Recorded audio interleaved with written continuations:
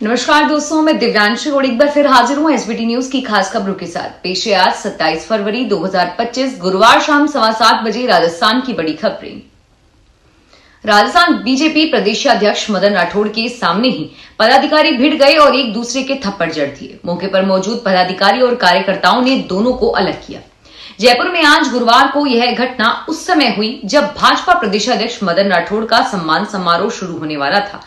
अल्पसंख्यक मोर्चा के पदाधिकारी जेके प्रदेशाध्यक्ष को एस्कॉर्ट करते हुए मंच तक लेकर आए और वे मंच पर चढ़ने लगे थे। उन्हें मोर्चे के प्रदेश महामंत्री ने रोक लिया।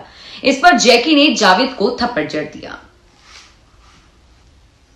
प्रयागराज में महाकुंभ का औपचारिक समापन आज हो रहा है। इस मौके पर सीएम प्रयागराज पहुंचे और जहां वो गंगा के अरेल घाट पर सफाई करते हुए नजर आए। इसके बाद सीएम योगी ने महाकुंभ में लोगों को सेवाएं देने वाले सफाई कर्मी, ड्राइवर, पुलिसकर्मी और प्रशासनिक अधिकारियों से सीधा संवाद किया। इस दौरान यूपी सीएम ने सफाई कर्मियों से मुलाकात की और साथ ही नाविकों और यूपीएस आरटीवी के ड्राइवर से भी बात की। योगी ने महाकुंभ में लगे 10,000 रुपए सफाई कर्मियों को बोनस देने का ऐलान किया और ये पैसे सीधे उनके बैंक अकाउंट में आएंगे। सुप्रीम कोर्ट ने गुरुवार को कहा कि जीएसटी और कस्टम कानूनों में भी अग्रिम जमानत का नियम लागू होगा। मुख्य न्यायाधीश संजीव खन्ना और बेला एम त्रिवेदी की बेंच ने कहा कि अब कोई भी व्यक्ति एफआईआर दर्ज होने से पहले अदालत में अग्रिम जमानत के लिए अर्जी दायर कर सकता है। कोर्ट ने साफ किया है कि सीआरपीसी और नए कानून भारतीय नागरिक सुरक्षा संहिता के तहत अग्रिम जमानत का अधिकार जीएसटी और कस्टम मामलों में भी लागू होगा। यह फैसला 2018 में राधिका अग्रवाल द्वारा याचिका दायर पर किया गया था। जयपुर में जेसीबी से खुदाई के दौरान पीएनजी और गैस पाइपलाइन डैमेज हो गई है, जिससे गैस लीक होने लगी है। रिसाव को देखते हुए सड़क के दोनों तरफ 500 मीटर पर ट्रैफिक रोका गया। कंपनी के कर्मचारियों को मौके पर बुलाया गया और करीब 30 मिनट के बाद लाइन ठीक हुई, जिसके बाद ट्रैफिक शुरू हुआ। घटना करगनी इलाके के पास की है। सीआई ने बताया कि आज दोपहर 12:10 पर बीएसएनएल लाइन डालने के लिए जेसीबी से खुदाई का काम चल रहा था। इस दौरान कालवाड़ रोड पर नो दुकान के पास एसीबी कार्यालय के बाद जेसीबी ड्राइवर ने टोरेंट कंपनी की लाइन को डैमेज कर दिया। डैमेज होने पर गैस रिसाव शुरू हो गया और मजदूरों ने पुलिस को इस घटना की जानकारी दी।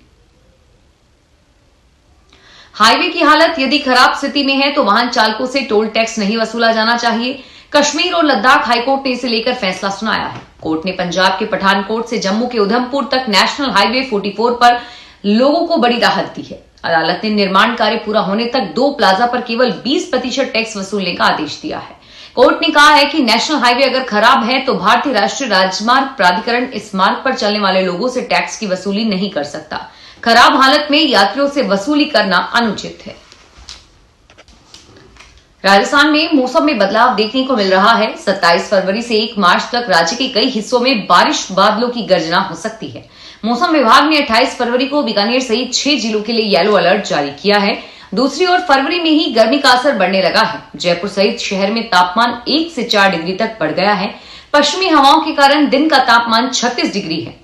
गुरुवार सुबह से ही जयपुर और श्रीगंगानगर सहित कई जिलों में बादल छाए हुए हैं और बीते 24 घंटों में सबसे ज्यादा गर्मी जालौर में हुई। अमेरिका से डिपोर्ट हो रहे भारतीयों के बाद प्रवर्तन निर्देशालय द्वारा सख्त एक्शन लिया जा रहा है। हाल ही में ईडी द्वारा पंजाब की 5 कंपनियों में छापा मारा गया है। बताया जा रहा है कि इन फर्मों पर फर्जी दस्तावेज तैयार करके अमेरिकी वीजा प्रक्रिया में धोखाधड़ी करने का आरोप है। सूत्रों के मुताबिक ईडी के जालंधर जोनल ऑफिस से लुधियाना और चंडीगढ़ में 5 और आवासीय परिसरों में छापा मारा, जिसमें red leaf immigration private limited, Infosys software solution सहित अन्य संस्थानों से जुड़े परिसर शामिल हैं। हरियाणा के मुख्यमंत्री नायब सिंह सैनी दिल्ली दौरे पर हैं। इस दौरान उनकी प्रधानमंत्री नरेंद्र मोदी से मुलाकात हुई। सीएम सैनी ने दिल्ली विधानसभा चुनाव में ऐतिहासिक जीत पर पीएम मोदी को बधाई दी। करीब आधे घंटे हुई इस मुलाकात के बाद सीएम ने बताया कि प्रधानमंत्री नरेंद्र मोदी के नेतृत्व में दिल्ली वासियों को भी केंद्र की हर योजना का लाभ मिलेगा। केंद्र सरकार के साथ मिलकर चलने से दिल्ली के कार्यों की गति दोगुनी होगी। सीएम ने कहा कि प्रधानमंत्री ने हरियाणा में चल रही केंद्रीय योजनाओं की प्रगति रिपोर्ट ली है और इस मीटिंग में हरियाणा में चल रहे निकाय चुनाव को लेकर भी प्रधानमंत्री मोदी ने हरियाणा सीएम से अपडेट लिया। जोधपुर में मथुरा दास माथुर हॉस्पिटल में इलाज के लिए आने वाले मरीज और उनके परिजनों से दवाइयों के मनमाने दाम वसूले जा रहे हैं। यह एक ही कंपनी की दवाइयों के मेडिकल दुकानदार 2000 रुपए तक वसूल रहे हैं। यहाँ हॉस्पिटल के बाद यूआईटी की ओर से बनाई गई दुकानों में संचालित हो रहे मेडिकल के दुकानदार हृदय रोगियों के इलाज में काम आने वाले इंजेक्शन की मनमानी रेट वसूल रहे हैं। हॉस्पिटल में हार्ट का इलाज करवाने के लिए आए मरीजों को हॉस्पिटल के बाहर मेडिकल दुकानदार मनमाने दाम ले रहे हैं। अजमेर में भवन निर्माण यूनियन ने कार्यकर्ताओं ने जिला मुख्यालय पहुंचकर प्रदर्शन किया और मजदूरों के हितों की रक्षा के लिए जिला कलेक्टर को ज्ञापन सौंपा। ज्ञापन में कहा गया है कि मजदूरों के लिए 3 लाख रुपए की आय सीमा को हटा दिया जाए और उनकी आय सीमा को 1 लाख से बढ़ाकर 5 लाख रुपए किया जाए। इससे मजदूरों को राशन कार्ड के माध्यम से गेहूं प्राप्त करने में आसानी होगी। इसके अलावा ज्ञापन में लेबर डिपार्टमेंट के कार्यालय में स्थायी कर्मचारियों की कमी की समस्या को भी बताया गया है। राजस्थान में बाबा खाटू श्याम मंदिर का फाल्गुनी लखी मेला 28 फरवरी से शुरू होने जा रहा है, जिसे लेकर राजस्थान रोडवेज और रेलवे ने खाटू श्याम जी में भक्तों के लिए खुशखबरी दी है। 28 फरवरी से 11 मार्च तक खाटू से रिंगस के बीच शटल बस सेवा चलाई जाएगी और वहीं रेलवे ने 2 स्पेशल ट्रेनें चलाने का निर्णय लिया है। अच्छी बात यह है कि शटल बस सेवा में सफर करने पर श्रद्धालुओं को रियायती दर पर किराया देना होगा।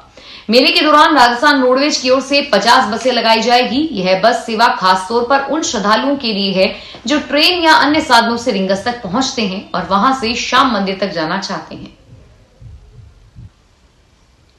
झुंझुनू शहर में दिनों दिन पानी की समस्या बढ़ती जा रही है। गुरुवार को 8 दिन से पानी की समस्या से जूझ रहे बल्टावन में लोगों का गुस्सा फूट पड़ा। महिलाओं ने पीएचडी ऑफिस में पहुंचकर प्रदर्शन किया और अधिकारियों को खरी खोटी सुनाई।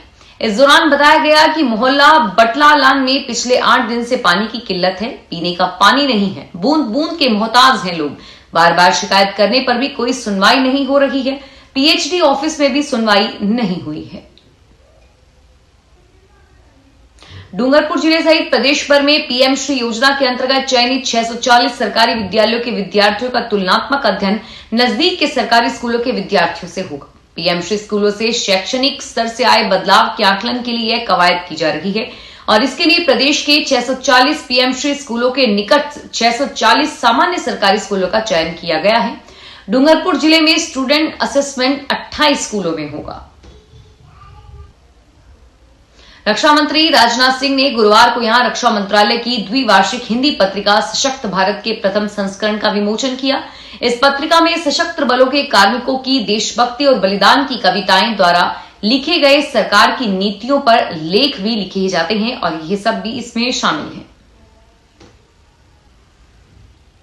राजस्थान विधानसभा में पिछले 6 दिनों से जारी गतिरोध पर पूर्व मुख्यमंत्री अशोक गहलोत ने बयान दिया है। उनका कहना है कि सत्ता पक्ष और विपक्ष को मिलकर इसे खत्म करना चाहिए और साथ ही उन्होंने दोनों पक्षों को अहंकार छोड़ने की नसीहत दी। उधर नेता प्रतिपक्ष टीकाराम जूली का आज विधानसभा में बयान भी होना था, लेकिन कांग्रेस ने सदन की कार्यवाही का बहिष्कार कर दिया।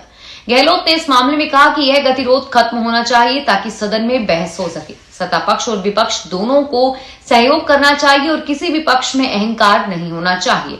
यह अनावश्यक ज्यादा नुकसान कर रहा है और आज नेता प्रतिपक्ष की स्पीच होनी है। पता नहीं क्या होगा, लेकिन सत्ता पक्ष को चिंता नहीं है। फिलहाल इस बुलेटिन में इतना ही और फिर हाजिर होंगे तमाम बड़ी खबरों के साथ। धन्यवाद।